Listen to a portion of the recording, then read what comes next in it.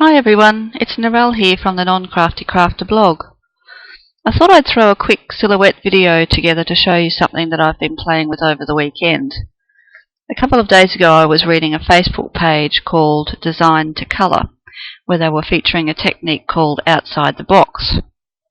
And this is a technique where you use Spellbinders dies, or any similar brand of die I guess, to partially cut around a stamped image, but you leave part of the image hanging outside the shape. And here's a couple of examples from the Facebook page that I mentioned. And by the way, if you love to colour, then check out the Design to Colour magazine. It's my absolute favourite magazine at the moment, and it's all about colouring. Anyway, this got me thinking about whether this is something that I could do with the silhouette.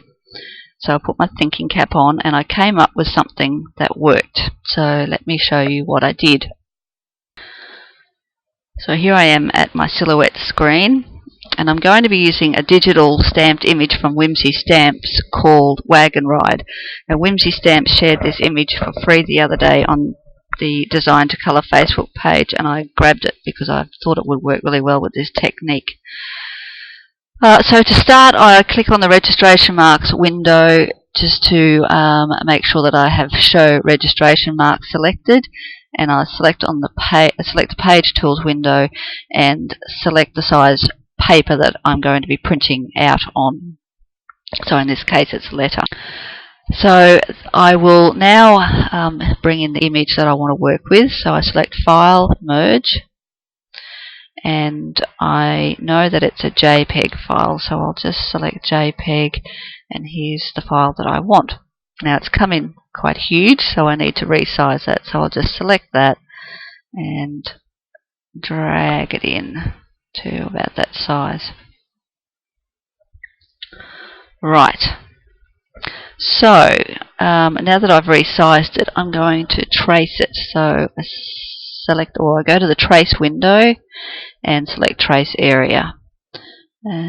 Drag a box around the image, and then I'll select trace outer edge. So that's the tracing done. So now I need to make a frame for the image. So I'm going to use a rectangular shape. Now this is where you'd use the Spellbinder die if you're using it that way. So as I said, I'll use a rectangle, so I click on the Draw a Rectangle button, and then I just draw the rectangle approximately where I think I would want that frame to be. So I want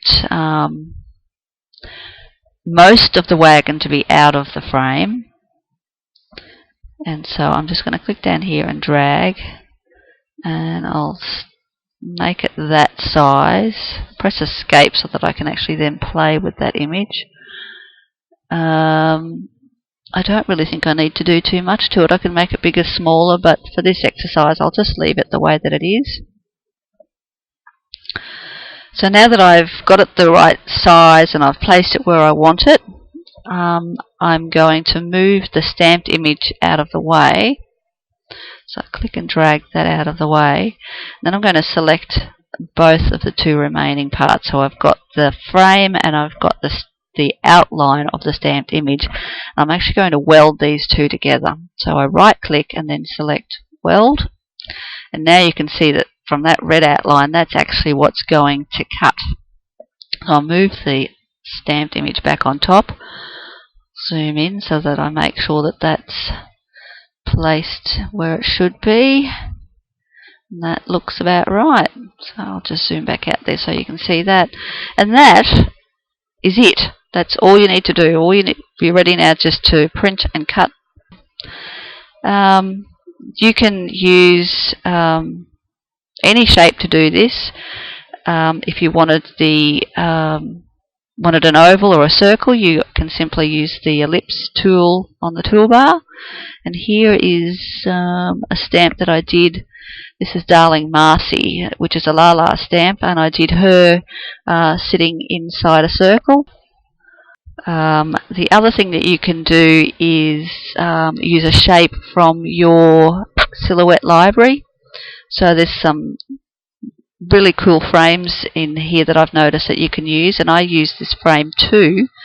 and did the Wagon Ride stamp using that one. So there's heaps of different options that you can do. I'd love to see what you can come up with.